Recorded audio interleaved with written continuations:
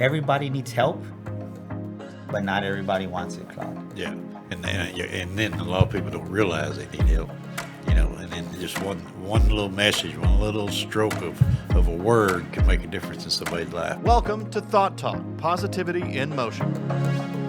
Hosted by best-selling author, speaker, and coach C. Ray Collins. Communication is still a very important key, and making it positive is something that we don't do enough of. C. Ray visits with members of our communities and leaders of local businesses on how they share a positive message during difficult and good times. And now, here's C. Ray. Welcome to Thought Talk, Positivity in Motion, where everything is positive.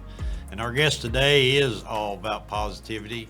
He's a motivational and inspirational speaker. He's a coach. He's an author. He has a new book out. We'll talk about it a little bit later here.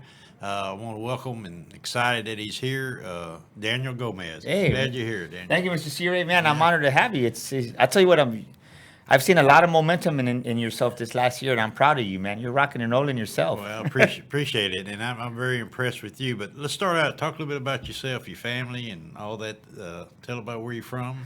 Well, I'm from San Antonio, Texas, born and raised, and I just love people. And 3 years ago, we think because we have money saved up and we got a little bit of success under us, we got it figured out. But it's the world or God, whatever you believe in, has a way of getting your attention. And when my wife was diagnosed with breast cancer 3 years ago, I realized that wealth wasn't going to heal her. And the wrong wealth is what I had. It was monetary, and I needed the wealth of the Lord, right? Joy, happiness. Absolutely. And it just really opened up my heart to a different perspective of really evaluating and self-assessing my life at the age of 44. So at the age of 44, everybody thought I was crazy. Had a very successful career running multi-million-dollar organizations, and I made a decision to become an entrepreneur, small business owner, and everybody was betting against me, but thank God that he had the last vote. That's right. That's right. He always does, by the way. He always has the last vote. So, yeah. So through this pandemic, you've just seemed to accelerate. You've stayed busy. You got podcasts going on. You doing your coaching, and of course you got a new book out. So how you been able to do that with all that's been going on? I think you have to make a decision of not to live in fear. I think just with the news media that we hear 24 hours a day, there's a lot of outlets for negativity, and I think we consume ourselves with that because 75% of our thoughts are naturally negative. Think about that. 75% without even wanting to think a negative thought, 75% of what me and you think about naturally, if we're not intentional about being positive, right? Like that positive thoughts, right. It's like you're gonna depress yourself. And I just really was more intentional on not watching TV, injecting my mind with podcasts like yours, really putting in, because this is what we don't realize, Claude. It's simple, but we make it so hard sometimes. The output is affected by the input. Absolutely. And I really was more intentional on watching what was the input that I was putting into my mind, because we focus so much in business and in leadership about the result. Like we harp on the result. What's the result? What's the result? But the result's a reflection of what was implemented. Does that make sense? Yeah, absolutely. It makes a lot of sense. It's like it doesn't, you can't get mad of like, okay, we lost the game, we did this, we did that. But the thing is this, why did we lose the game? Why did we not hit our quota? What was it? You can't, but we focus so much on the result when instead of focusing on what's the input. And I really was more intentional on just really focusing on what I was feeding my mind and surrounding myself with people that believed in me. So to answer your question, it's just really pushing forward. I have a friend of mine, his name's Johnny Rodriguez. He always talks about the rhino effect, right? And if you think like a rhino, he just has his horn and he just charges forward. And sometimes you just got to charge. That's it. Sometimes you got to charge blindly. And I say that because if you would have told me in March when you were at the conference speaking on our stage that I was going to have a top 200 podcast, we were going to have an amazing speaking academy, I would have never believed it. But you had the faith? Yeah, but I chose to continue walking forward, even though I really didn't know where I was walking, to be honest. I'd be lying to you if I told you, because so many times we want to have it all figured out. But I realized that when Daniel is self-reliant, he needs to have it figured out. But when Daniel is God-reliant, it's better. It's better. It's better. Absolutely. It's much better, yeah. So let's talk about your book a little bit. So you got a new book out. It's I think you told me well, you got two books out. Yeah, well, we got actually. Speak Your Way to Success, and then we have Sticker Shock Speaking Academy. I mean, Sticker Shock, the day you realize you're worth millions. And I think most of us, we undervalue who we are. And this book is really about sales and getting your message out there to your clients, right? Because it doesn't matter what you sell. If you don't have confidence in life, Claude, you're not going to win. Absolutely. It doesn't matter what you do. If you don't have confidence in life, you're not going to win in basketball. You're not going to win in sports. You're not going to win in business because think about it this way. Tell me of a championship team that's won in sports without confidence. Absolutely, there's not, and then that's with the old saying in sales, you're out selling yourself. You're not selling the product. You sell, so that goes back to that confidence. If you have that confidence, you're going to succeed in selling that product, and that's what it's about. Yeah, because people want to deal with winners. People want to deal with people that are confident. And I'm not talking about, because I'll be honest with you, right? I did have an arrogance. People don't want to deal with arrogance and know it all, but just somebody that believes in the product they're selling. And I'll never forget this. When I was really in the Chevrolet dealership running that multi-million-dollar organization, I drove a Chevrolet. And just the fact that I would say, Claude, I wouldn't put you in something that I wouldn't drive myself and show the customer the key. We would sell a lot of cars that way because they would see that I believed in that. You And have confidence in your product. yeah. Well, but you know what? We can all have a passion too. So I talk about passion in the book because if you don't have passion for your service, for yourself, your potential clients can see that and they're not going to want to deal with you. That's exactly right. You're So exactly right. the day we realize the chapter 1 is called Sticker Shock, but it's really about self-worth. And the moment we raise our self-worth in life, the moment we raise how we see ourselves is the moment our life elevates, our income elevates, our business grows, because you're never going to be bigger than the reflection you see of yourself in life. That's true. Now you just mentioned business. Now you're not just an author and a speaker.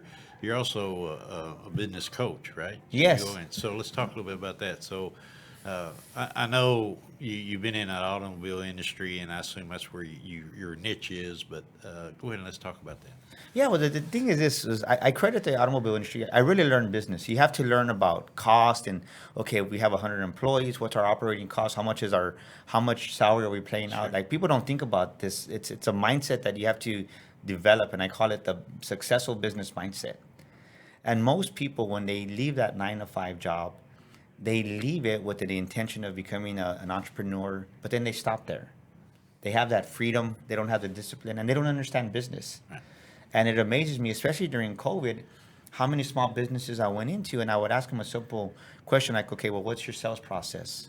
Well, what do you mean? Yeah, like, Yeah. what's your follow-up? Yeah. Okay, well, let me ask you this. What's your marketing strategy? Well, what do you mean? Like, yeah, well, you got to market yourself. Absolutely. And those are the two keys, right? You got to market yourself and you got to have a business strategy and really see yourself as a business. But most people, they don't see themselves as a business, because this is one thing that I run into everywhere I go is young business owners, new business owners see it as a cost instead of an investment. Yeah. Yep. I mean, look, Yep. you invited me to your show. I had to drive to Dallas, which I'm grateful I did. Right. But it's an investment, right? It took my time, but it's worth it, because if I can surround myself with successful people like yourself, you're one power connection away from that next level of success. That's right. Yeah. One And person at a time, one deal at a time. That's true. Yeah, and business very is much like so. that. Yeah. So I would say this to your audience. If you're struggling in business, you really, really, really have to wash away, just think of yourself as a snake, and I don't mean in a bad way, but the snake peels off its dead skin. You got to peel off that dead skin of being an employee, having an employee mindset, and you got to grow that new skin of seeing yourself as a successful businessman and woman. And that's an affirmation that I teach my clients to say is, look yourself in the mirror and tell yourself, I am a very successful businessman. I am a very successful businesswoman. And then really think about how much income do you want to generate? What is it that you want to do for yourself? And what I mean by that is, if you want to make $1 million in a year, have $1 million revenue stream, okay, well, what product do you have that you sell for the most? So say for my instance, my coaching, $5,000, well, then that means I need to serve 200 clients that year, right? Right. So I tell myself I am serving 207 high-paying clients with amazing customer service. So that 207 times 5,000, that gets me to that $1 million revenue stream But it's simple. It's simple, but most people don't understand how to do that for themselves in business. Yeah, they don't only look at themselves, they also don't look at where they're going, where they want to go, and then make that affirmation saying, I'm going to be there. And, so that's, very positive, very positive. And so on the other side of the positivity, I know you and your wife are very much involved in a charity that you're fixing to have an event, matter of fact, on. So why don't you talk a little bit about that? Yeah, actually, 10-10-20 come up here in San Antonio, Texas. We're going to be having the Finding Your Inner Beauty Women's Conference. It's going to be amazing. We're bringing in 10 powerful speakers from all over the country. And it's really, when my wife had her double mastectomy, Claude, she didn't feel beautiful at all. She didn't feel attractive. She lost her boobs, right? Let's be real. And she was changing every single day, probably 2 or 3 times, because she didn't find that beauty, outer beauty. And God just really put in her heart, you got to find that inner beauty.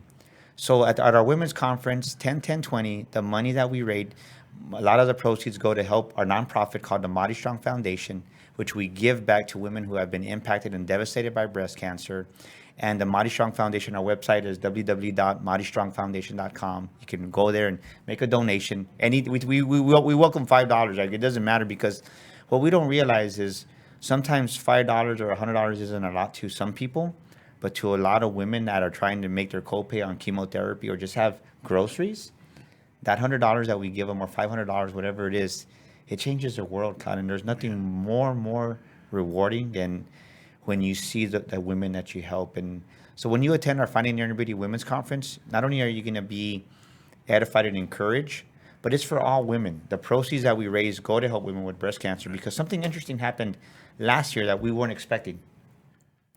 We had a woman that called and said, well, I don't feel beautiful, but I don't have breast cancer. And I was like, okay. I was talking with her. She goes, I've been in domestic violence. I've been in some relationships, and I just don't feel beautiful. Can I attend your conference? And when she told me that, I just teared up. I just I was blindsided. So at that moment, we said, this conference is for all women. Right. Especially right now, I think we're going to have a big hangover of hopelessness, a big hangover of doubt and fear. So we encourage all women to come to San Antonio at the Norris Conference Center from 9 to 4. 10-10-20 is the date. And you're really going to just be inspired. You're going to be just encouraged. And you're going to know that you matter, because it amazes me how many people don't think they matter, Claude. I know, and that, building that self-esteem is matter of fact what this whole event's going to be about, is building that self-esteem. And so I think it's a great thing that y'all do, and I know it affects lots of people. So yes, congratulations on that. And so I've known you for a while now, but I know I'm really impressed how you managed to put your faith or your religion into your motivational speeches and so forth. So how's people handle that you come in? Do you tell them up front, says, hey, I'm going to be talking about God, I'm going to be talking about faith and my speeches, or do you just go with it? I'm great question. So I did a training at the military. I trained the United States Air Force, NCO Academy. We had a big training there. And the thing is that I don't talk about religion. I just talk about relationship with God. But the thing is that there is a way to talk about God's principles without talking about him. Absolutely. So when I go into a corporate setting, I talk about God, and people don't even realize I'm doing it, because I'm not the religious type that says, well, God this and God that. But I go in there, and just by the wording, the principles, right? Because it's like the law of gravity. If I let this go, the book's going to fall. It doesn't matter which book it is, right? Right. The law of gravity is the law of gravity. God's principles are God's principles. They govern our world. So I just talk about the principles that make people successful in business and in leadership and in everything. And he gives me I call it the word of life, right? I just speak about life, because everybody needs hope. Everybody needs just that pat on the back. So when I go into these corporations, I kind of have a different approach. But on the flip side, when people see my content on social media stuff, it's like, it's not for everybody. Yeah. So it's like I've learned not to take. I will tell you though, I did take it personal when I first started off several years ago, but I just realized that everybody needs help, but not everybody wants it, Claude. Yeah, and then a lot of people don't realize they need help. And then just one little message, one little stroke of a word can make a difference in somebody's life, and they don't even realize it until it happens. And so that's important that you continue to put your message out there, and that's because somewhere down the line it's going to affect somebody, and you'll never know, but you've affected somebody's life still all the same, and. So, like I say, you and I have been at several events together here in the last year and a half, or whatever length of time that's been, and I've been very impressed with your enthusiasm, the message that you bring across, and the way you handle yourself in all aspects. And so, let's if you was talking to somebody that maybe want to get into the speaking industry or wanted to write a book, what would be your advice to them?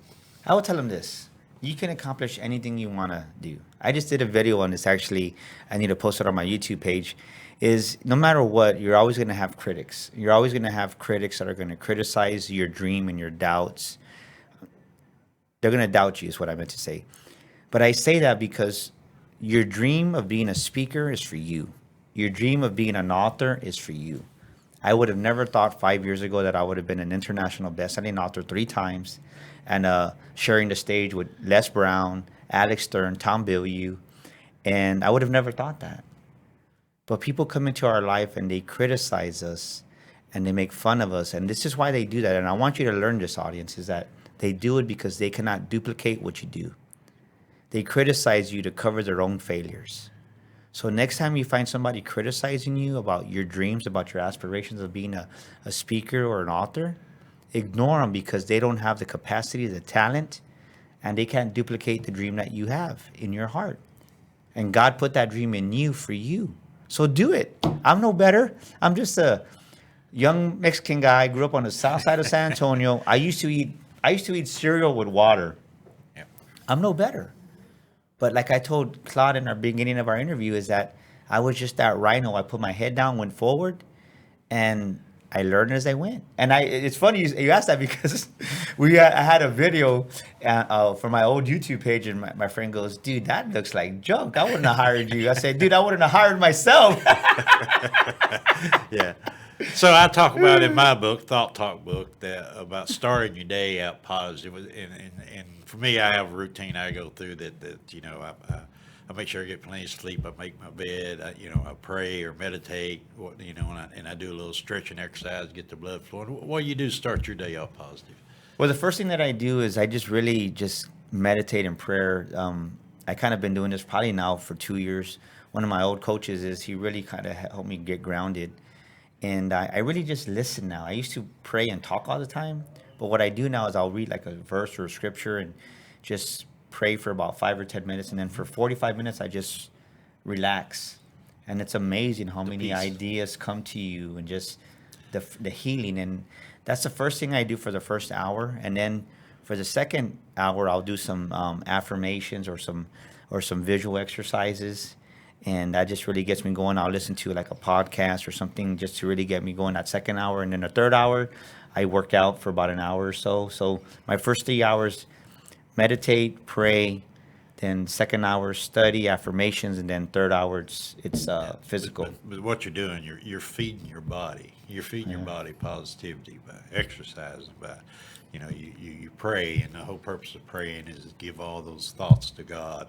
And then, like you say, you rest for a little bit, or you kind of meditate, and so your mind's free now to take in all the positive stuff that God wants to feed you. And then, of course, it's all positive, and then it's a good way to start your day.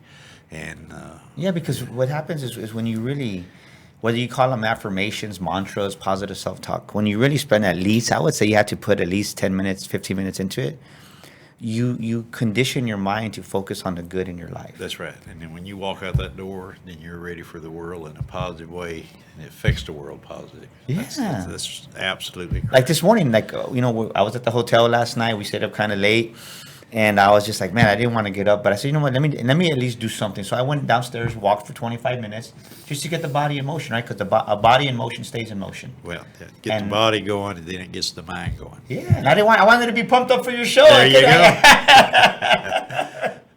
Well, Dan just said, like I say, you do all these different things: podcast, speaking, author, coaching, all these things. So tell people how they can reach you So right now, actually, if you go to my text confident, the word confident to 26786, text the word confident with the T to 26786, and you'll get my free training, 7 Steps to Fly Daily. It's my gift to your audience right now. And then also, you can go to DanielGomezSpeaker.com. That's DanielGomezSpeaker.com.